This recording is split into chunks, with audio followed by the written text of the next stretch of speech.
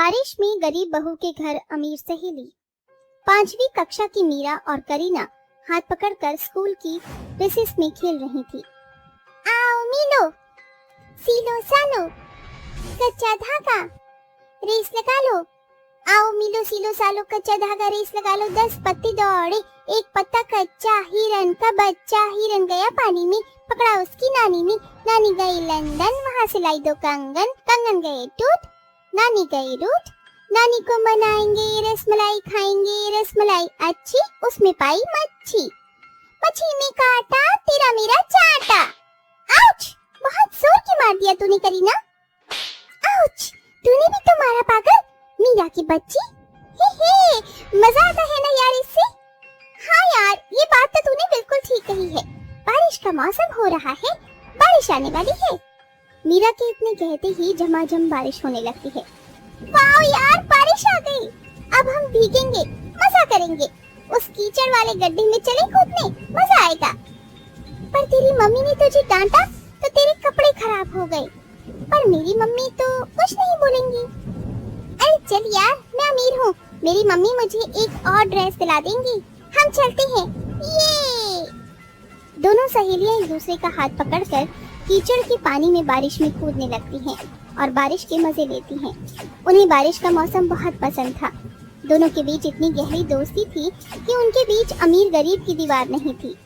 दरअसल मीरा एक गरीब परिवार से थी। उसके बावजूद भी करीना सब जानकर उसकी दोस्त बनती है। हमेशा उसका क्लास में, पढ़ाई में, खेलकूद में उसका साथ देती है। वक्त के साथ दोनों सहेलियां बड़ी हो जाती हैं।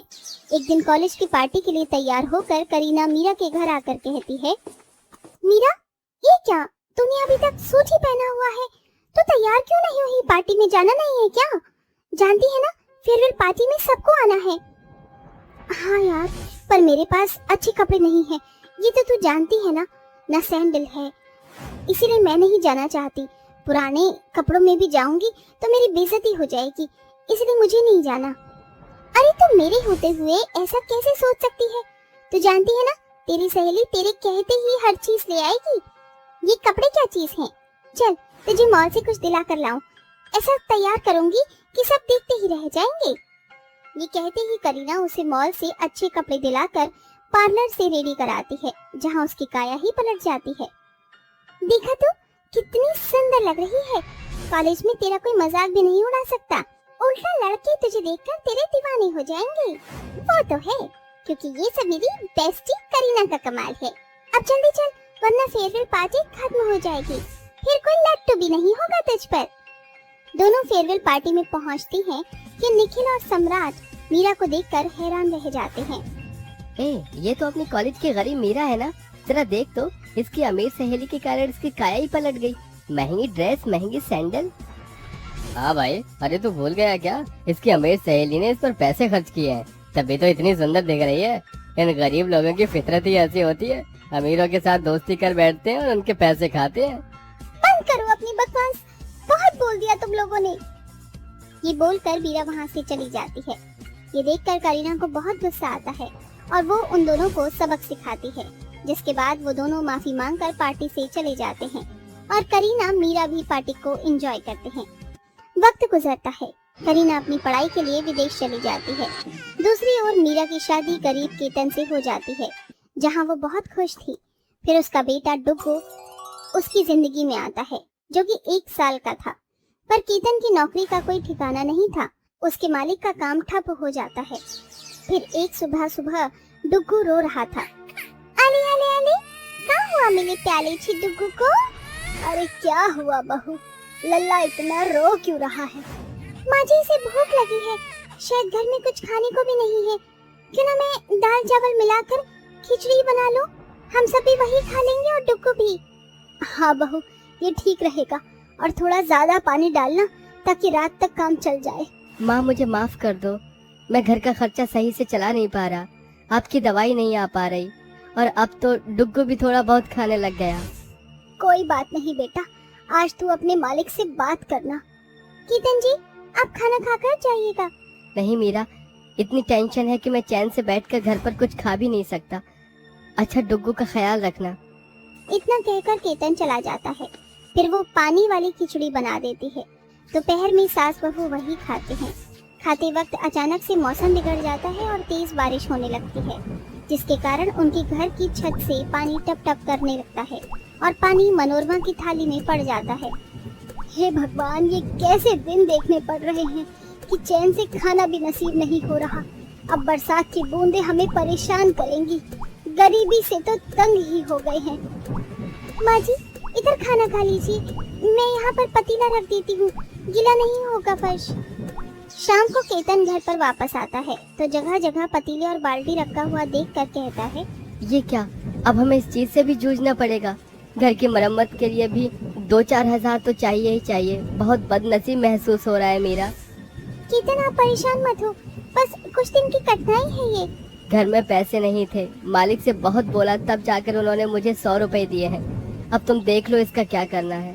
कल सामान ले आऊंगी, फिलहाल आप खाना खा लीजिए। इसके बाद सब बैठकर खाना खाते हैं और जमीन पर सो जाते हैं। अगले दिन केतन उठकर देखता है तो उसकी नजर खिड़की से बाहर जाती है, जहां सारी सड़क पर पानी भर गया था। तभी एक गाड़ी उसके घर के सामने रुकी, जिसमें से छाता पकड़ा हुआ एक ड्राइवर, हाथों में सामान लिए हुए एक महिला जिसने चश्मा लगाया हुआ था, उसके साथ करीना के घर के अंदर आती है। मीरा, मीरा कहाँ है तू? करीना, तू अचानक, वो भी इतनी बारिश में कैसे आना हुआ? तेरी बहुत याद आ रही थी। मैं किसी काम से यहाँ से गुजर रही थी, फिर याद आया तेरा घर भी यहीं पड़ता है, तो मैं मुकेश को लेकर यहीं आ गई। ये देख कितने सारे तोहफे लेकर आई हूँ तेरे लिए, और तेरा बेटा भी है ना, ला इसे मुझे गोद में दे। डुक्कू मासी को हेलो बोलो। बहुत ही प्यारा बच्चा है। पूरे 6 साल बाद मिल रहे हैं ना हम। मीरा, बचपन के साथ रहे हैं हम और फिर अब अलग होना पड़ गया। अरे ये क्या, बारिश का पानी थोड़ा थोड़ा तुम्हारे घर में आ गया है। मुझे लगता है करीना हमें चलना चाहिए, खामखा तुम्हारी दोस्त परेशान हो जाएगी। अरे नहीं नहीं बेटा, ऐसा मत सोचो, बल्कि हमें तो बहुत खुशी है। बहू, जरा कुर्सी लेकर आ, क्योंकि जमीन पर काफी पानी है। हमें अपनी सेवा करने का मौका तो दो। माँ जी, केतन जी, आप थोड़ा सा यहाँ संभालिए, मैं बाहर से कुछ लेकर आती हूँ। तभी मीरा बरसात में सर पर पन्नी रखकर भरी सड़क पर धीरे धीरे दुकान की तरफ जाती है और हलवाई वाले से समोसे, कोल्ड ड्रिंक लेकर आ जाती है, जिसे वो अपनी अमीर सहेली और उसके पति के सामने रखती है। करीना, तू तो जानती है हमें बारिश का मौसम कितना पसंद था। देख, मैं तेरे लिए गर्मा गर्म समोसे लाई हूँ, और जीजू आपके लिए भी। खाइए, हम खा लेंगे। आप खा लीजिए, मैं जब तक किसी तरीके से पानी रोकता हूँ। और मैं आप दोनों के लिए गर्मा गर्म भजिया बनाकर लाती हूँ। ये बोलकर मीरा गैस पर गरम गरम पकौड़े बनाती है। वहीं मुकेश और करीना टेबल और मेज पर बैठकर खाना खाते हैं और डुग्गू को मनोरमा संभालती है। केतन बाल्टी लेकर बारिश का पानी बाहर करता है। घर की ये दशा देखकर करीना बिना बताए मीरा और उसके ससुराल वालों को मदद करने की ठान लेती है। इतने में मीरा आती है। ये लीजिए, आप दोनों के लिए गर्मा गर्म भजिया तैयार हैं, वो भी हरी चटनी के साथ, खा लीजिए। अच्छा मीरा, मेरी एक बात सुनेगी? मेरी सास यहाँ पर नहीं है और यहाँ बारिश भी बहुत है, तो क्यों ना आप सब लोग कुछ दिन के लिए मेरे घर पर आ जाओ। इतने में बारिश का पानी भी सूख जाएगा और मैं डुग्गू के साथ खेल भी लूंगी। अरे केतन भाई साहब, मेरे ऑफिस में एक एम्प्लॉय की जगह कम हो गई है, तो क्या आप आ जाओगे? मुझे आप जैसा भरोसेमंद आदमी चाहिए। सच में आपको अपनी कंपनी में जरूरत है तो मैं आपका सुझाव स्वीकार करता हूँ। जब तक मैं भी इस घर की मरम्मत करवा लूंगा, बारिश के पानी से खराब हो गया है। हाँ हाँ बिल्कुल जीजू। मीरा, आजा बैठ जा, तू भी मेरे साथ चाय पकौड़े खाकर बातें करना। हाँ हाँ बिल्कुल।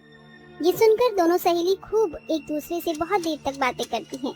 बारिश का बहाव भी कम हो जाता है और कुछ दिनों बाद करीना अपनी गरीब सहेली के परिवार को अपने घर पर रखती है। इतने में उसके घर की मरम्मत हो जाती है और केतन मुकेश की कंपनी में काम करके अपने घर की परिस्थिति धीरे धीरे बेहतर कर लेता है और वो सब खुशी खुशी रहने लग। देखो निधि, कल तुम्हारी छोटी बहन को लड़के वाले देखने आ रहे हैं, इसीलिए तुम सारी तैयारी अच्छे से करके रखना।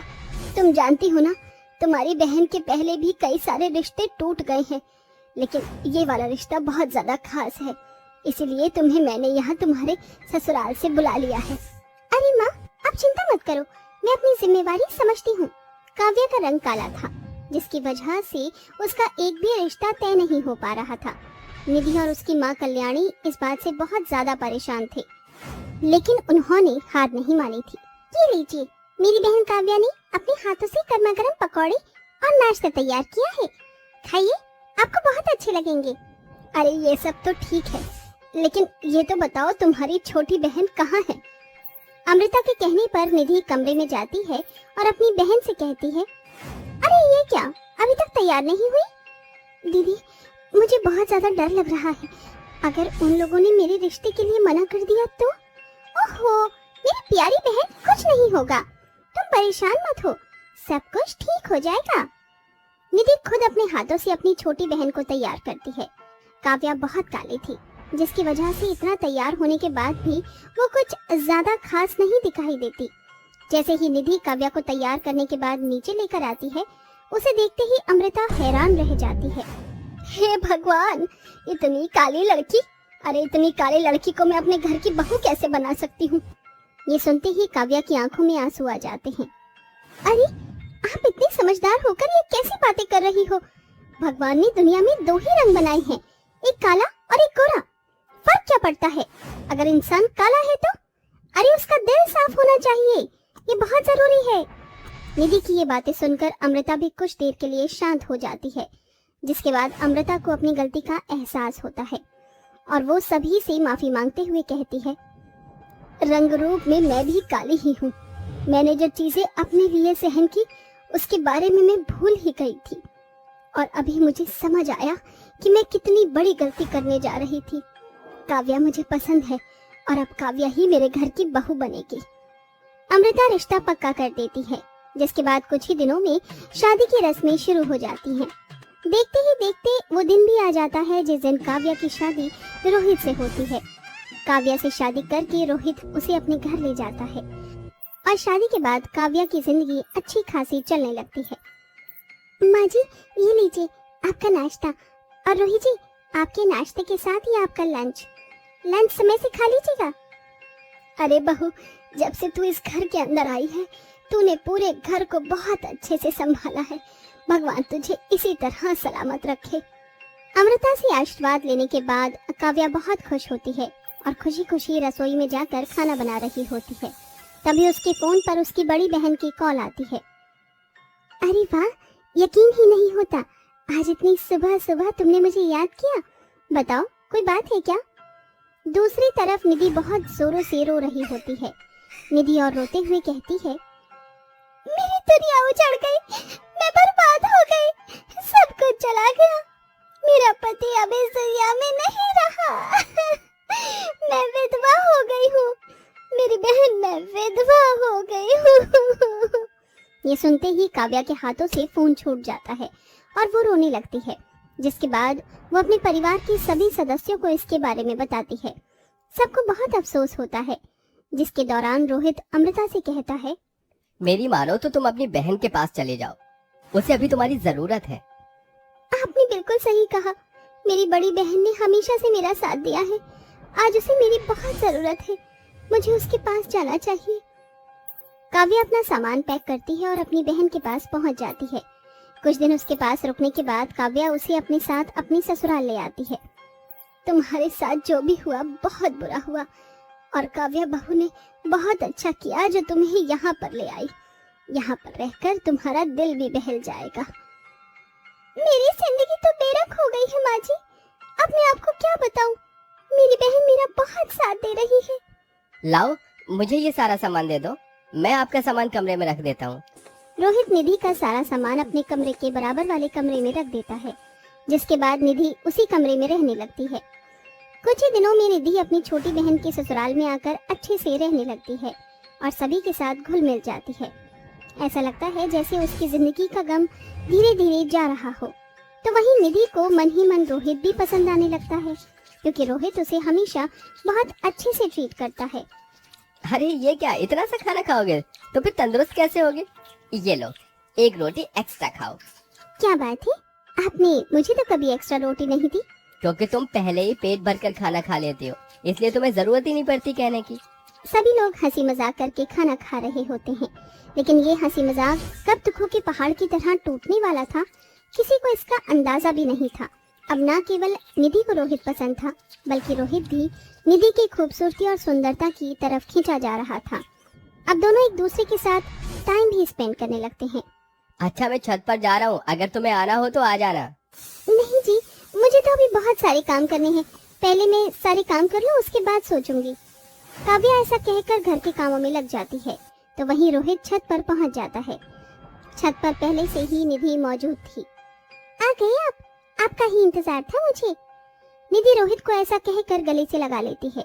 रोहित भी निधि से छत पर प्यार भरी बातें करने लगता है। काश मेरी शादी तुम्हारी छोटी बहन नहीं बल्कि तुमसे हुई होती, तो आज हम दोनों बहुत खुश होते। आपने बिल्कुल सही कहा, लेकिन अब कर भी क्या सकते हैं? मेरे पास एक प्लान है। माँ को और काव्या को कुछ दिनों के लिए घर से बाहर भेज देते हैं, और इस बीच मैं तुम किसी बहाने घर पर रुक जाना, इसके चलते हमें थोड़ा सा वक्त मिल जाएगा। रोहित अपने प्लान के बारे में निधि को सब कुछ बता देता है, जिसके बाद रोहित अपनी माँ और अपनी पत्नी काव्या को बाहर घूमने की प्लानिंग बताता है, जिसे सुनकर सब लोग तैयार हो जाते हैं और सभी की टिकट हो जाती है।